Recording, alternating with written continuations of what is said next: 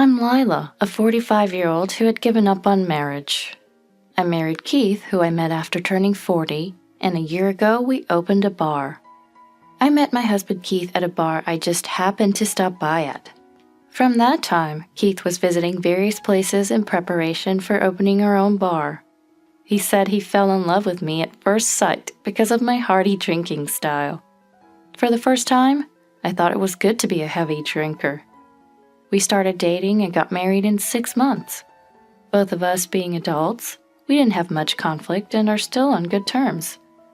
Thanks to our good relationship, we've gained a lot of regular customers.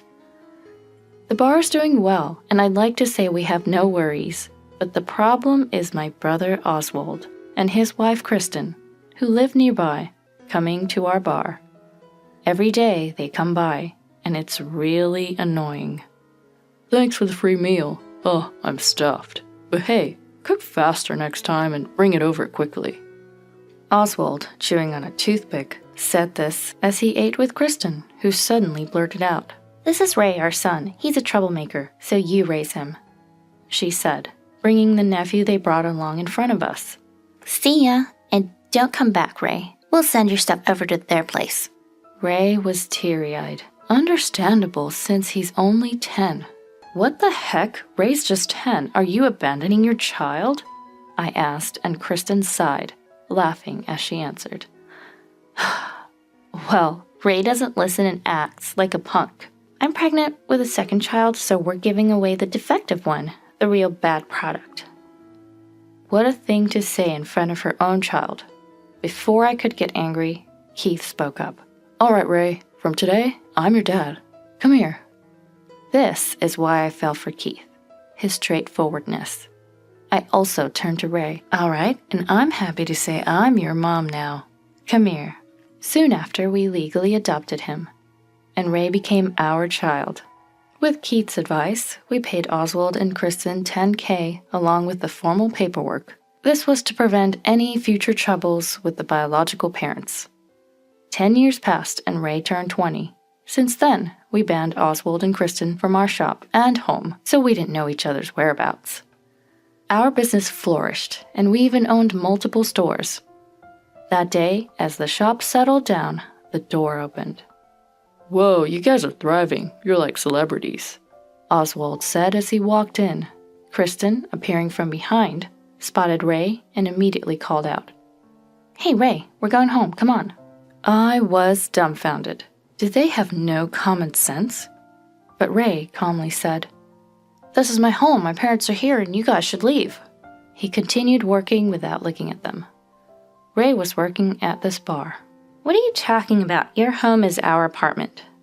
"No, that's messed up. The adoption was finalized 10 years ago." "Do they not remember?" I continued. "You abandoned Ray, calling him a bad kid, but it was just because of you. He's actually a great, honest kid." Ray had been a bad kid, but changed after meeting someone in middle school. He had many conflicts with his friends then, but now they support him. He graduated high school and went to vocational school. It was a culinary school. "I'm determined to carry on Dad's flavors," he would say. The last 10 years were tough, but I have no regrets. I'm proud to have become his real parent. Oswald and Kristen, after abandoning him, now claim they've come to take him back. Unforgivable. "What do you mean? We're Ray's biological parents. We can do what we want with Ray." "How many times do we have to tell you he's officially our son now?" Oswald stunned. "No way. That's invalid, right? That was a promise made 10 years ago." "It's not just a verbal promise. Legally, we're his parents." I showed them the adoption papers I had stored by the register in the event something like this ever happened, complete with proof of payment. As he took them, Oswald smirked and tore the paper. "There, now it's invalid. You fell for my plan." "I thought you might do that. That's a copy. I wouldn't give you the original." Shaken, Oswald said, "What? Talking back to your brother like that?" "You should be grateful we came to pick you up." Ray, not looking at them, said, "No, I didn't ask for this, so why should I be grateful? My parents are, well, Lila's my mom and Keith's my dad." While blushing, I felt like crying, but now wasn't the time. I'll have him say it again later. Is it even okay for you to be here at this hour? Didn't you say 10 years ago that you were pregnant with a second child? Who's taking care of him or her now? I had a bad feeling, but Kristen replied, That kid turned bad too. Probably out playing with friends now. Unbelievable. No love for your own children? I end up speaking in a strong tone. So we came to take Ray back, thinking of swapping the kids. You guys can raise our second child, right? Cool with you? These people are unfit for parenting.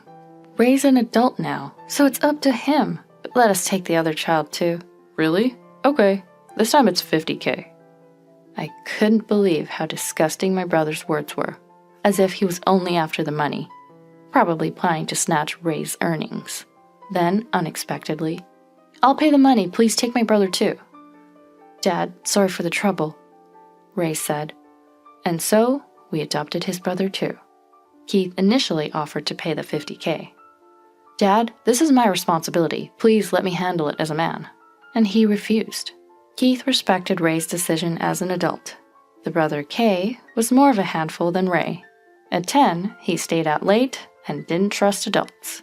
With Ray's former friend's help, Ray turned out great, but raising another troubled child at this age was hard. Yet we respected Ray's wishes. A year later, the police visited our bar, saying there was a report of us kidnapping children. They came to check due to the nature of the complaint. Our regular customers defended us, saying it was unbelievable. We proved our innocence, and the police left quickly. Oswald and Kristen got a scolding from them. They deserved it for such a nuisance. Lately, the bar's been bustling thanks to Ray and Kay. In the middle of this, such harassment was truly bothersome. While writing the day's report after closing, the door opened. Shoot, I forgot to lock it. I had a bad feeling. Oswald came straight over.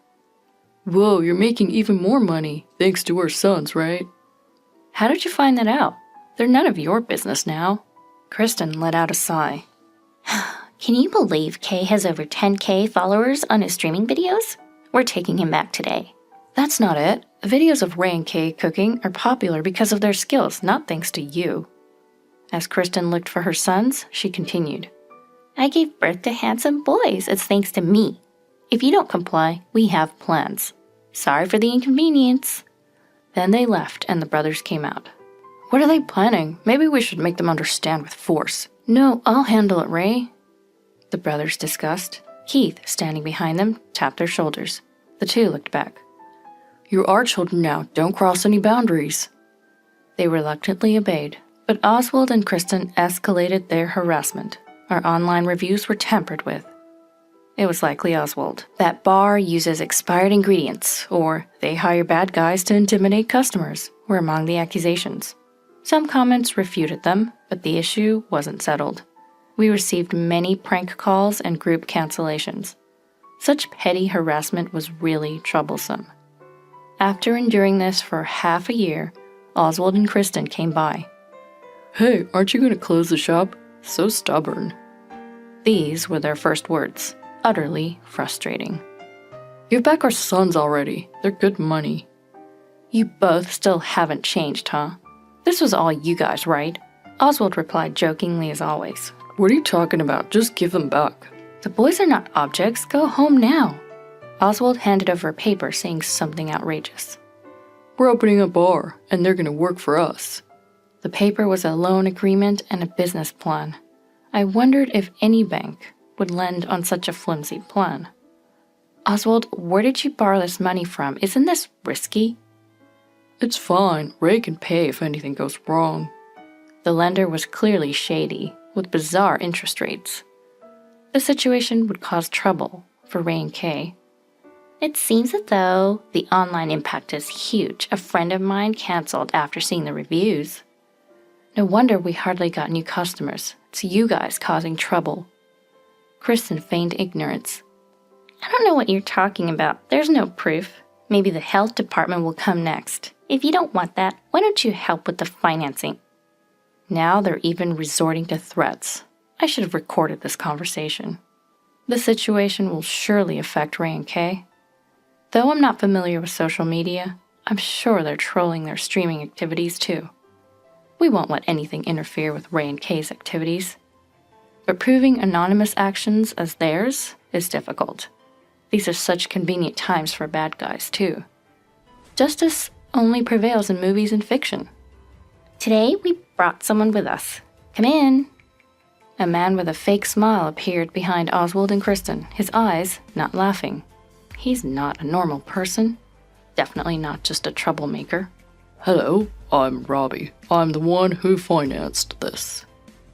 Clearly, he wants to ensure his money is repaid. Robbie, smiling, surveyed the bar, probably checking for security cameras. He's more experienced than Kristen. After checking the cameras, he made a veiled threat. We just want the money back. Can you bring your sons as guarantors? Ray and Kay, once delinquents, were trembling in the back. It's natural to be scared. I resolved to protect them when suddenly... Hold on. Keith, who had been quietly listening, spoke up. First, Robbie, my sons aren't guarantors, so collect the debt from Oswald. What? Are you mocking us? Do you know who we're working for? Keith removed his apron and replied. Yeah, I know. Jonathan, right? Doesn't he know about me? Robbie's face turned pale as he stared at Keith. Are you the Keith who used to be on par with Jonathan? Everyone was shocked. We couldn't imagine gentle Keith being involved in such a past. I can't believe that such a kind person was once a delinquent. Later, I learned he wasn't really a troublemaker. He just became known for defending himself from the bad guys. Still, he had contributed to peace in the area, resolving conflicts of others. Robbie's face lit up with admiration. Hey, Robbie, connect me to Jonathan. Robbie hurriedly made the call, and Keith turned on the speakerphone. Hey, Robbie, what took you so long? Hey, Jonathan, you still doing this kind of stuff? After a pause, Jonathan replied.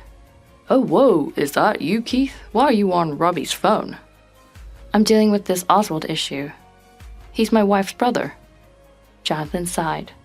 I'll take a step back for you, Keith. No, just remove the guarantors and keep the interest within legal limits. Oswald and Kristen paled with relief. Jonathan, quit this business. If you start a normal job, let's have a meal. All right, I'll consider it. Time to move on. The call ended. Next, Oswald and you. I filed a disclosure request. How can you do that with anonymous actions? Keith calmly placed several papers on the table. Laws change. Disclosure requests are easier now. You should have remembered you registered on public Wi-Fi and not your cell phone. Oswald realized his mistake. Kristen blurted out in panic. Oswald, you idiot. I told you to be careful. I was smart using overseas servers. Realizing her slip-up, but defiant, she scoffed. There's no proof. Being caught here doesn't matter. Then Robbie tapped Kristen's shoulder, pointing up. The security camera caught everything, and Kristen's eyes met the cameras. Keith, Lila, I'm sorry for everything. I'm leaving now. Sorry to you too. Ray and Kay, I'll just go. With that, they left. Perhaps losing their backup, Oswald abandoned his wife and fled to the restroom, only to return with a mop. He then smashed the security camera. Now there's no evidence. Serves you right. However, Ray played his final card. Too bad. This whole thing was live-streamed on Kay's channel. Dad told us not to film Robbie, so we only shot you two. That was what Robbie had mentioned earlier. I was surprised by Keith's foresight. The screen Ray and Kay showed displayed the damaged shop and Oswald. Kay then spoke. Thousands of people watch my broadcast. It may seem fake, but I won't stop. These are our biological parents. We became delinquents because of them. Indeed, I knew their story. Oswald and Kristen rarely came home and didn't pay for school, leading Kay to truancy. It was the same reason Ray became a delinquent. Anyone in their situation would struggle to grow up right. When we took them in, they were thin and haggard. They cried when we first fed them. It's heartbreaking that not all children get such basic care. Tearfully, Kay confronted them. When I was abandoned for being a delinquent, Ray, Dad, especially Mom, saved me. I consider her my real mom. Ray always brags, Mom and Dad are our real parents. Hey, you don't have to mention everything. Ray blushed. We never knew he felt that way, and I was moved to tears. Keith was crying hard. Anyway, we're cutting ties completely. I hope you get caught. If you disturb Mom, Dad, or Kay again, we won't hold back. Then Oswald's phone rang. Apparently, his boss saw the broadcast and was furious. Oswald was apologizing. Kristen's phone was ringing nonstop too. She sat down in despair. We filed charges for property damage, defamation, and business interference. Ultimately, Jonathan settled the payments in full as a settlement. He did this to ensure he'd get his loaned money back, as arrest would hinder repayment. Maybe arrest would have been better for them. Oswald got fired for abuse exposure, and Kristen, shunned by friends who saw Kay's broadcast, lost all her close relationships. The influencer power was frightening. With no one else, they turned to Jonathan. They were set far out in the countryside for hard labor, likely until retirement. A bad choice of reliance. Keith said, "Jonathan's unforgiving as an enemy, but reliable as a comrade. He probably sent them far as a favor to us. I'll invite him to our shop." That's what he said. Jonathan was selective, dealing legally except with such trashy people. Not that it justifies his actions, but he helped us. Our son's channel became famous after the broadcast, spreading their story of brotherly love. Both of them being handsome, they attracted fans to our shop. Their old delinquent friends, inspired by the broadcast, have become better people and now visit or work at our bar. The area became safe, with all the delinquents gone. They found purpose through work, no longer needing to be delinquents. Ray became the main shop's manager and some of his friends, managers of branches. Our shop became known nationwide. It's a reminder to ponder why someone becomes a delinquent, understanding their reasons. You realize they're just like us at birth. Today, Keith and I work alongside everyone once again.